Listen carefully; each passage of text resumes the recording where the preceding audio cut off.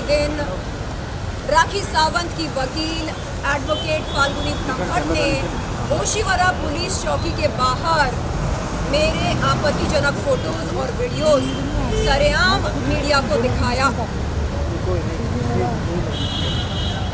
जिसके चलते कि इस महीने की 7 तारीख को बार काउंसिल में मेरी मुलाकात हुई थी एडवोकेट फाल्गुनी ब्रह्मभट्ट से।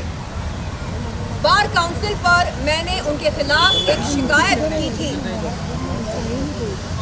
Criminal miss demeanour, criminal miss conduct के तहत। रिस्पेक्टेड ऑफिसर से कहा कि सर, जिस तरह फाल्गुनी ब्रह्मभट्ट ने सरेआम मीडिया के सामने मेरी इज्जत उछाली, मेरी इज्जत की नीलामी करी, अगर उसी तरह सरेआम मीडिया के सामने एडवोकेट फाल्गुनी ब्रह्मभट्ट मुझसे माफ़ी मांगती है तो मैं उन्हें माफ़ करने के बारे में ज़रूर सोचना चाहूँगी।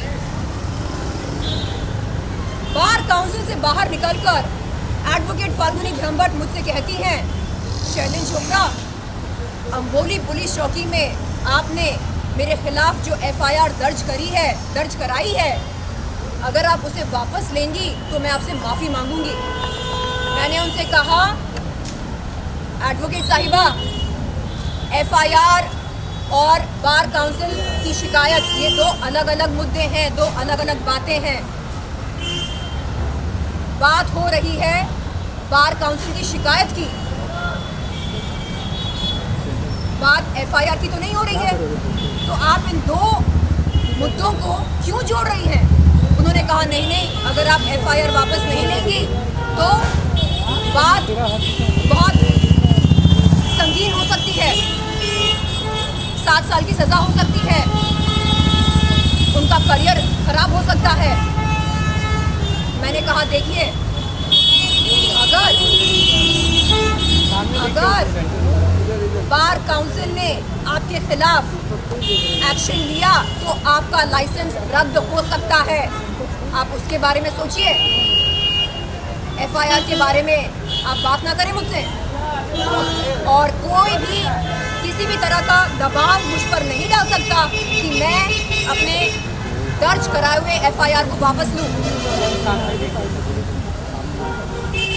चलो, आपको बता दूं कि राखी सावंत ने राजश्री जी के नेल आर्ट स्टूडियो पर मेरे सामने एक दिन एक कागज़ पेश किया और चाहा कि मैं उस कागज़ पर दस्तखत करूं। मैंने उनसे पूछा कि बहन, मुझे पढ़ने दो, इस कागज़ पर क्या लिखा है, ऐसे कैसे दस्तखत कर लूं? तो उसने कहा कि कागज़ पर ये लिखा है कि मैं शैलेंद्र चोपड़ा आपके खिलाफ दर्ज कराए हुए एफआईआर को वापस लेती हूँ। मैंने कहा कि अरे, ऐसे कागज़ पर मैं दस्तखत क्यों करूँ? तो उसने बोला नहीं, इस पर जो धारा लगी है IT एक्ट 67A, ये बहुत ही संगीन है, अगर आप एफआईआर वापस नहीं लेंगी तो अनर्थ हो सकता है। मैंने कहा देखिए, अपने वकील के साथ सलाह मशवरा किए बगैर मैं ऐसा कोई भी निर्णय नहीं ले सकती हूँ, और आप मुझ पर किसी भी तरह का प्रभाव जोर नहीं डाल सकते कि मैं एफआईआर को वापस लूँ। उस दिन से उसके और मेरे बीच में दरार पैदा हुई। उस दिन से वहाँ उस नेल आर्ट स्टूडियो पर जाना मैंने बंद किया। ये बात राशि जी को पता है। मैंने राशि से कई बार ये बात कही कि राशि, आपकी सर्विस, नेल आर्ट स्टूडियो की सर्विस बेहतरीन है, सर्वोत्तम है, लेकिन मैं वहाँ जा नहीं सकती हूँ क्योंकि जब जाती हूँ तो मेरे सामने राखी सावंत एक कागज़ पेश करती है। राखी सावंत, अगर आप ये सुन रही हैं, आप जान लें कि आप गुंडागर्दी नहीं कर सकती हैं। पहले आप सरेआम मेरी इज्जत को उछालती हैं, नीलाम करती हैं, आपत्तिजनक फोटोज और वीडियोस दिखाकर। उसके बाद जब मैं हिम्मत करके अपने लिए एक स्टैंड लेती हूँ, FIR आपके खिलाफ दर्ज कराती हूँ, आप मुझ पर जोर डालते हैं कि मैं उस FIR को वापस लूँ। ये कैसी गुंडागर्दी है? मैं हमेशा मीडिया के सामने कहती हूँ कि मैं ज़रूरतमंद और पीड़ित महिलाओं के लिए एक बहुत ही बुलंद आवाज़ बनना चाहती हूँ। अरे जो लड़की खुद के लिए स्टैंड नहीं ले सकती है, वो क्या ही समाज के लिए स्टैंड लेगी? मैं चाहती हूँ कि मैं खुद के लिए एक स्टैंड लूँ, एक बहुत ही वजनदार, दमदार स्टैंड लूँ। और राखी सावंत, आपको बता दूँ कि ये जो आप धमकियाँ देते रहते हैं ना कि अनर्थ हो जाएगा, अंजाम बुरा होगा, इन धमकियों से मैं नहीं डरने वाली हूँ।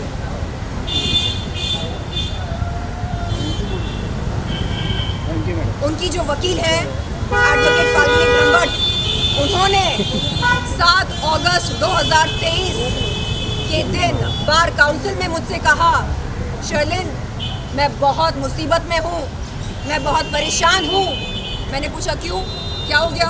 उन्होंने कहा राखी सावंत की वजह से वो बहुत परेशान है, राखी सावंत की वजह से वो इस मुसीबत में पड़ गई हैं। मैंने कहा देखिए, ये आपका और उनका आपस का मैटर है, इसमें मैं क्या कर सकती हूँ? उन्होंने कहा नहीं, आप समझती हैं, क्योंकि मैं समझती हूँ। क्या इसका ये मतलब है कि दुनिया भर की मुसीबतों को सिर्फ और सिर्फ मैं समझूं? मैंने उनसे कहा देखिए, मैं समझती हूँ कि अगर बार काउंसिल ने आपके खिलाफ स्ट्रिक्ट एक्शन लिया तो आपका जो लाइसेंस है वो रद्द किया जा सकता है। इस बात को मैं समझती हूँ। आप एक माँ हैं, अगर आपकी लाइसेंस अगर आपसे छीन जाएगी तो आप लॉ कैसे प्रैक्टिस करेंगे? मैं इस बात को समझती हूँ। मैं बार काउंसिल पर की गई शिकायत को वापस लेने के बारे में सोचूंगी, लेकिन उससे पहले जो गलत आपने किया है मेरे साथ उसके बारे में सोचिए। आप माफी मांगने के बारे में सोचिए। जिस तरह सरेआम मीडिया के सामने आपने मेरे आपत्तिजनक फोटोज और वीडियोस दिखाए, उसी तरह सरेआम मीडिया के सामने आप माफी मांगिए। आप विनम्रता से कहिए कि जो आपने किया वो शर्मसार है। चलिए जी, वो दिखा दीजिए जी, वो पेपर दिखा दीजिए। थोड़ा पीछे चलिए, थोड़ा पीछे चलिए। बस हाँ हाँ, उसके बाद बोलो अंदर जाके। ये है वो FIR जो 8 नवंबर 2022 को यहाँ इस पुलिस चौकी, अम्बोली पुलिस चौकी में दर्ज हुई थी राखी सावंत और एडवोकेट फाल्गुनी ब्रह्मभट्ट के खिलाफ। धाराएं आप देख सकते हैं। IPC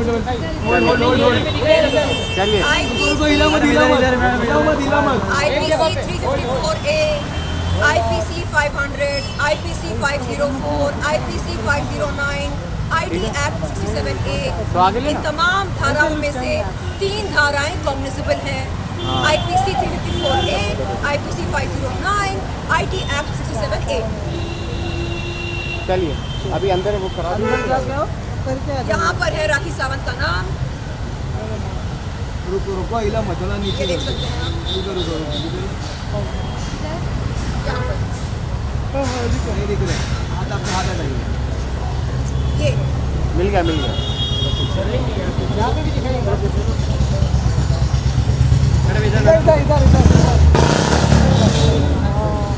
thank you. अब आप ये बताइए, हाँ, जो हरकत राखी सावंत ने मेरे साथ करी, आज वही हरकत वो राजश्री के साथ कर रही है। उसने मुझे बाजारू और वैश्या कहा, वही हरकत वो राजश्री के साथ कर रही है। कहती है कि राजश्री का जो वर्क प्लेस है वो असल में प्रोस्टिट्यूशन का अड्डा है। बताइए आप, हाँ, क्या संविधान हमें ये हक देता है कि हम किसी के वर्क प्लेस के बारे में इस तरह के अभद्र भाषा का इस्तेमाल करें? किसी की रोजी रोटी पर लात मारने का क्या हमें कोई हक है? चलिए किसी महिला को जलील करने का क्या हमें कोई हक है? चलिए आए दिन आदिल भाई पर इल्जाम लगा रही है। कभी कहती है किसी ट्रक की वजह से उसका कोई दोस्त मर गया, कभी कहती है कि आदिल खूनी है, उसने किसी को उड़ा दिया ट्रक से, कभी कहती है वो बलात्कारी है, कभी कहती है कि वो मारता है पीटता है, कभी कहती है कि वो चोर है, कभी कहती है कि वो कौन आर्टिस्ट है, लोगों को चूना लगाता है। क्या है ये सब? बात सही है। हाँ? चलिए महिलाएं बाजारू हैं, वेश्यां हैं, ये ऐसा है वो वैसा है। आप कौन हो भाई? आप कौन हो? कौन सी खेत की मूली हो? कौन हो आप? हाँ? बाबा राखी सावंत, स्वामी राखी सावंत, कौन हो आप? हाँ? क्या आपकी असलियत से लोग वाकिफ नहीं है?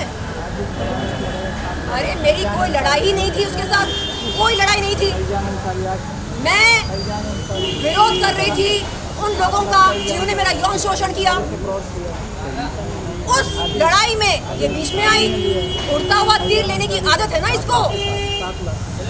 चलिएगा चल लीजिए अंदर जाके अंदर जाके किसने? कौन है ये?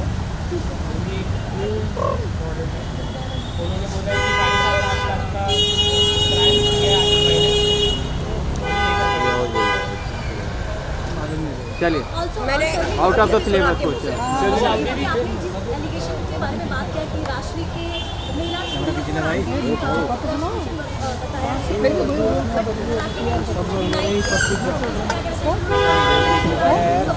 तुम्हें साइड में है, ठीक है, देखिए दिक्कत ना हो जाए।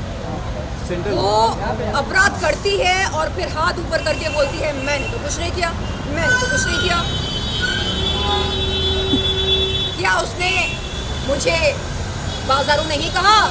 मीडिया के सामने आकर सीना ठोक कर बोला, सुनो सुनो, शर्लिन चोपड़ा को वैश्य व्यवसाय में रंगे हाथ पकड़ा गया। पता है कहाँ? अलीबाग पुलिस ने पकड़ा, अलीबाग में पकड़ा। क्या हुआ?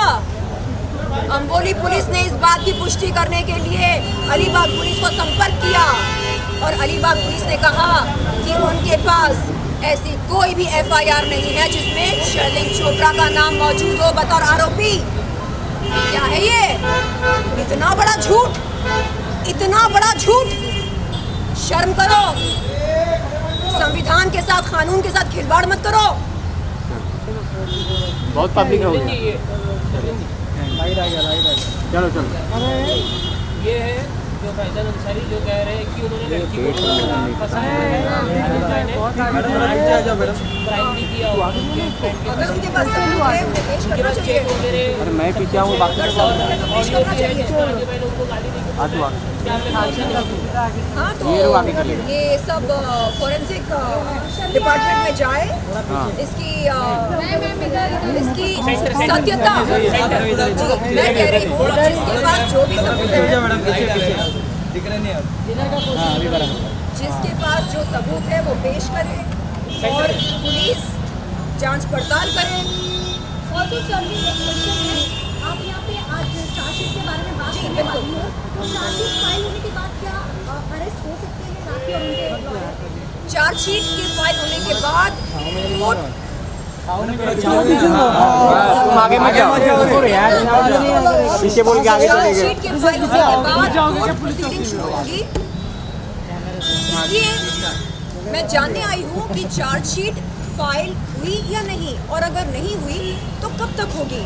और मैंने पूछा कि सर रही बात एडवोकेट फाल्गुनी ब्रह्मभट्ट की, तो उनके पास तो बेल है नहीं, तो उन्हें अरेस्ट कब किया जाएगा? तो सर ने कहा कि 41A CRPC की नोटिस उन्हें दी गई है, अरेस्ट बहुत जल्द करेंगे और चार्जशीट भी बहुत जल्द फाइल होगी। उन्होंने कहा कि वो कानूनी प्रक्रिया को फॉलो कर रहे हैं और मुझे आश्वासन दिया कि मुझे जस्टिस, इंसाफ, न्याय अवश्य मिलेगी।